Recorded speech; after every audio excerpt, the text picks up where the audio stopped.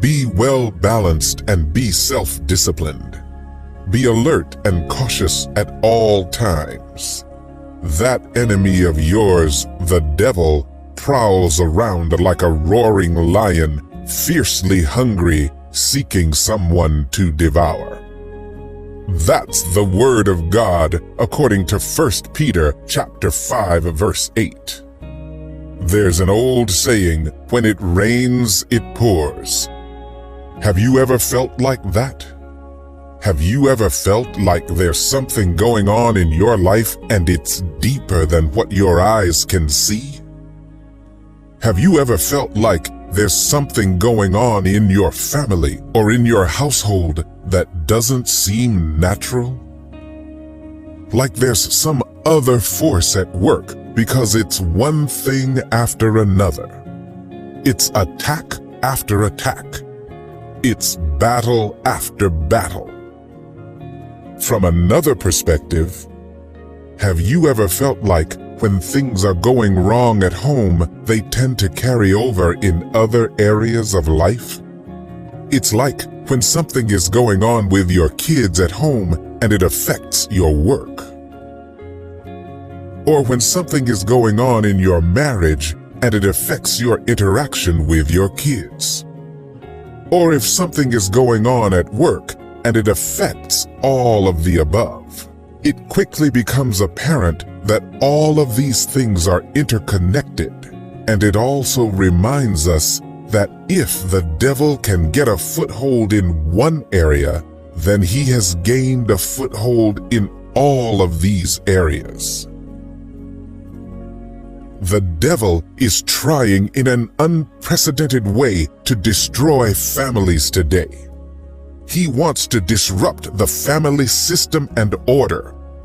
Satan knows that if the Christian family is intact, if the Christian family is working in one accord, then it's one of the strongest weapons against his deceptions.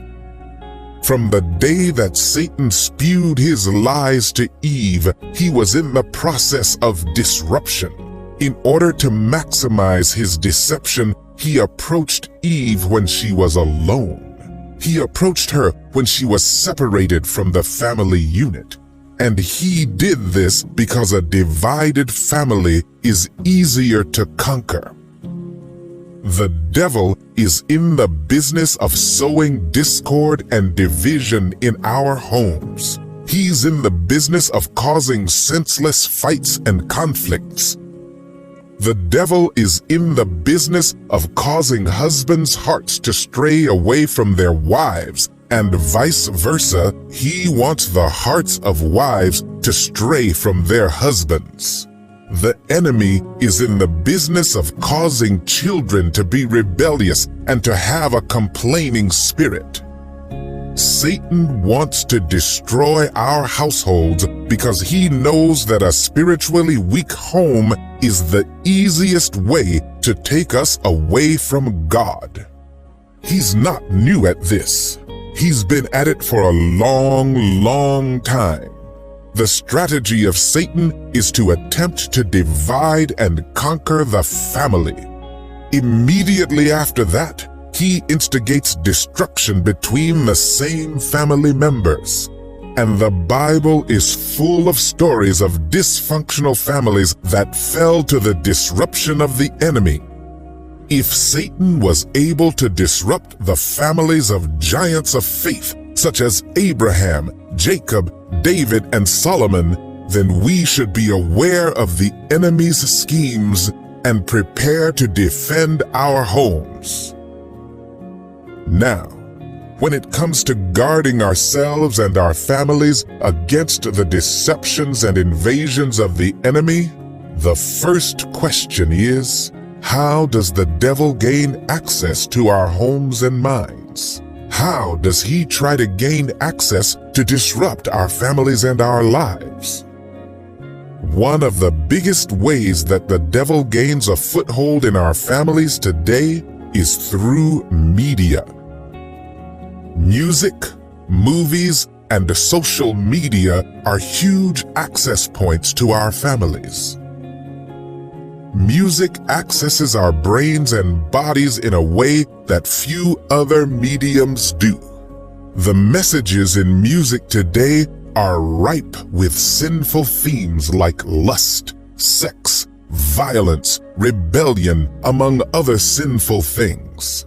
This is one of the easiest ways for Satan to gain access to our minds and souls. We listen to lyrics with this content and become desensitized to it. Before we know it, we begin to think that these sinful themes are not so bad, and lust, fornication, violence, and rebellion have taken root in our hearts and in our homes. Along these same lines, movies and television are perfect pathways for the enemy to take root in our homes. We constantly watch things full of violence, sex, cursing, and all kinds of other images that lodge themselves in our brains and hearts. Studies have shown that by 5th grade, the average child has seen 8,000 murders on television. Think about that. Think about how Satan might be using that to gain a foothold in our households. Not to mention all of the blatantly demonic content in TV and movies. There are full movies and shows directly about demons, spirits, and evil spiritual forces that we readily let into our homes. We are literally opening the door for Satan to come and dwell in our homes. The same goes for social media, which has all of these same elements, but also has the added seduction of obsession with self, image, and other people's opinions. The question for us now is, how do we resist the wiles of the devil in our families? How can we close the doors through which the enemy can enter? First, we can be much more vigilant about the entertainment choices we allow in our households. We need to monitor all the content in our homes in one way or another. An additional strategy when it comes to safeguarding our homes and families is that we should cultivate regular family worship and devotional time together. If a family is starting or ending their days in prayer, worship, and Bible study, that makes it much more difficult for the devil to get a foothold in that family. That family has girded themselves with the belt of truth and the breastplate of righteousness, the shield of faith, the helmet of salvation, and the sword of the Spirit.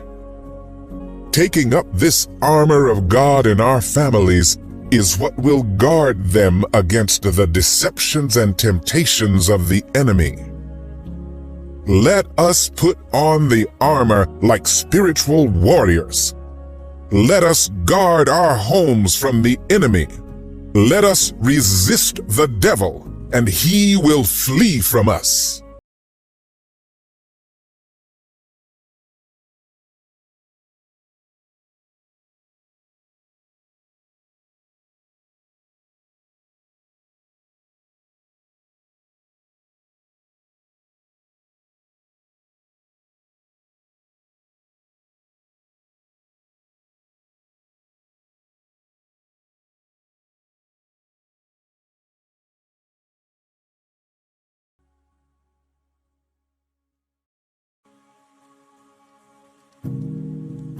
There has to be a moment in every Christian's life where you'll have to take a stand and say, "This far, devil, and no further."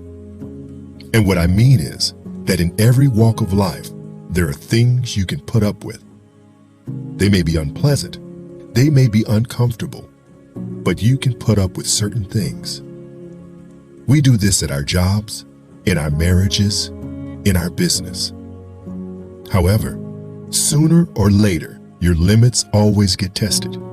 The line has to get drawn somewhere, or else it will get crossed. And I believe that there are things that you expect, battles that you know and expect to come with the Christian walk. You know that you'll be persecuted by the world. You know that you will have to take up your cross and put your flesh under subjection. You know you're going to have to forgive when you don't want to. These are part and parcel of the Christian life. And I believe that when Joshua said, "But as for me and my house, we will serve the Lord," he was saying, here is something I won't compromise on. I won't lead my family to betray my God and serve an idol. I won't expose my family by removing them from the protective care of God Almighty, only to serve your ancestors' gods. Saints, we ought to have boundaries. There must be certain things that you say, no, this isn't for me in my house. Equally, the devil can be daring. He wants to steal, kill, and destroy the family. But we need to be believers who say, no, this far, Satan, and no further. A father who has been devoted to Christ for decades told a story of how he had, throughout the years, encountered many different types of spiritual attacks. Unexplainable health crises when he was in good shape, when he ate well with no stressful triggers in his life. He'd been through baffling financial attacks. He was earning good money, living below his means, but seemed to always be struggling. All of these battles he overcame through the grace of God. But he told me of one particular attack which in hindsight, he said, was a defining moment in his faith. The devil attacked his children. Kids who were raised in the church, grew up well behaved. They all of a sudden changed. He felt as though he was losing his children. And what was clear is that they had been exposed to something sinister, because it was as though their personalities had completely vanished and they were completely different people. Like any parent, he had a strong love for his children, and being led by the Spirit of God, he knew that if the devil couldn't get to him and break him down, if the devil couldn't get to his wife and crush her, then he was going to try and destroy that home by attacking the kids. This was a spiritual war, and this man said something I'll never forget. He said, "The devil crossed the line and brought out a fight in me that I never knew I had." If you're wondering how the story ends, this family eventually found out that their kids made new friends who introduced them to Ouija boards and opened all kinds of spiritual doors, and by the grace of God, they were delivered. But the point of this story is that, isn't the devil cunning sometimes? Isn't he daring and conniving? At times he attacks those around you in order to try and get to you. Now, the thing is, at some point you and I have to say, my family is a line you can't cross, devil. My kids are out of bounds. My marriage is off limits. If the attack is aimed directly at me, that's fine. By God's grace and through His strength, I'll deal with it. However, if the attack is aimed at those I love, that's a declaration of war. It's a statement of intent by the enemy because it shows that he really has come to steal, kill, and destroy. And it's in those situations you have to stand and say, the gates of hell will not prevail. Draw the line to the devil because he's an enemy who doesn't play fair. Should he fail to get to you directly, he will try an alternative route. This is why I believe that when Job lost it all, no kids, no wealth, and even when his health was failing, I believe the devil was irritated that this man was still holding onto his faith. And so, what did he do? He tried to get to him through his wife. The Bible reads in Job 2 verse 9, his wife said to him, "Do you still cling to your integrity and your faith and trust in God without blaming Him? Curse God and die."